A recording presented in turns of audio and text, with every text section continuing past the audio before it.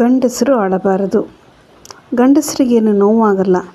ನೀನು ಗಂಡಸು ಏನು ಹೆಂಗಸ್ರ ಥರ ಅಳ್ತಿ ಅಂತಾರಲ್ವ ಎಲ್ಲರೂ. ಮನೆಯಲ್ಲಿ ಅಕ್ಕ ಅಳ್ತಾಳೆ, ಅಮ್ಮ, ಹೆಂಡತಿ, ಮಕ್ಕಳು ಎಲ್ಲರೂ ಅಳ್ತಾರೆ. ಅವ್ರವ್ರ ದುಃಖವನ್ನು ಅವ್ರು ಹೇಳ್ಕೊತಾರೆ. ಆದರೆ ಮನೇಲಿರೋ ಗಂಡಸು ಯಾವ ದುಃಖವನ್ನು ಯಾರಿಗೂ ಹೇಳ್ಕೊಳ್ಳಲ್ಲ. ಹಾಗಾದರೆ ಅವ್ರಿಗೆ ದುಃಖನೇ ಆಗಲ್ವಾ? ಹಾಗಿಲ್ಲ ಅಲ್ಲ. ದೇವರು ದುಃಖ ಎಲ್ಲರಿಗೂ ಸಮಾನವಾಗಿ ಕೊಟ್ಟಿರ್ತಾನೆ. ಬಟ್ ಅವ್ರು ಹುಟ್ಟಿದಾಗ್ಲಿಂದ ಅವ್ರನ್ನ ಕಂಡೀಷನಿಂಗ್ ಮಾಡಿರೋದೇ ಹಾಗಾಗಿರುತ್ತೆ, ಗಂಡಸು ಅಳಬಾರ್ದು ಅಂತ. ಹುಟ್ಟಿದಾಗ ಇವನ್ ಹಾಸ್ಪಿಟಲಲ್ಲಿ ನರ್ಸು ಕೂಡ ಅದನ್ನೇ ಹೇಳ್ತಾರೆ, ಗಂಡು ಮಗು ಹುಟ್ಟಿದೆ, ಗಂಡು ಮಗು ಅಂತ. ಮಗು ಹತ್ರ ಕೂಡಲೇ ನೀನು ಅಳಬಾರ್ದು, ಗಂಡು ಮಗು ಅಳುತ್ತಾ ಅಂತ ಕೇಳ್ತಾರಲ್ವ.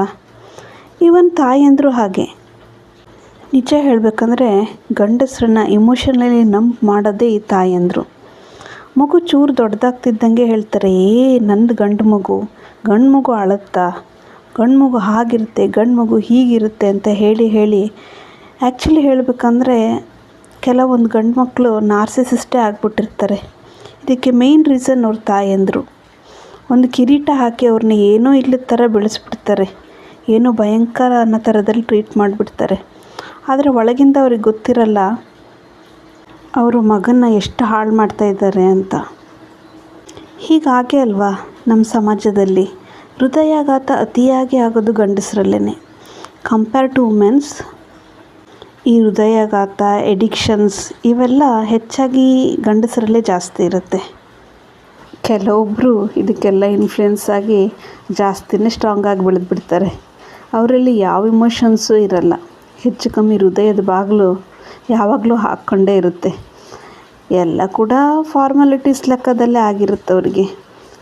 ಎಲ್ಲಿ ಸ್ಕೂಲಲ್ಲಾಯಿತು, ಮನೇಲಾಯಿತು, maybe after marriage also ಅವರಲ್ಲಿ ಯಾವ ಫೀಲಿಂಗ್ಸು ಹೆಚ್ಚಾಗಿ ಕಂಡು ಬರಲ್ಲ. Almost calculated life. ಹೀಗಾಗಬೇಕು, ಇಂಥ ಏಜಲ್ಲಿ ಇದಾಗಬೇಕು, ದುಡಿಬೇಕು, ಮಾಡಬೇಕು. ಇಟ್ಸ್ ಸೋ ಬೋರಿಂಗ್ ಲೈಫ್ ಅಲ್ವಾ? ಬಟ್ ಅವರಿಗೆ ಅದು ಪರ್ಫೆಕ್ಟ್ ಲೈಫ್. ಬಟ್ ಎಲ್ಲ ಗಂಡಸರೊಟ್ಟಿಗೂ ಈ ಥರ ಆಗಲ್ಲ. ಕೆಲವು ಗಂಡಸರು ಮುಂಚೆಯಿಂದನೂ ಸಾಫ್ಟಾಗೇ ಇರ್ತಾರೆ. ಅಂಥವ್ರ ಕತೆ ತುಂಬ ಕಷ್ಟ. ಅವರಿಗೆ ಹೊರಗಡೆ ಎಕ್ಸ್ಪ್ರೆಸ್ ಮಾಡೋಕ್ಕೆ ಯಾವ ಸ್ವಾತಂತ್ರ್ಯನೂ ಇಲ್ಲ. ಯಾಕಂದರೆ ಅಗೇನ್ ಕಂಡೀಷನಿಂಗ್. ಸ್ಕೂಲಲ್ಲಿ ಪೆಟ್ಟು ತಿಂದು ನೋವಾದರೂ ಕೂಡ ಅವ್ರ ಅಮ್ಮ ಹೇಳಿರೋದನ್ನು ನೆನ್ಪು ಮಾಡ್ಕೋತಾರೆ. No boys don't CRY.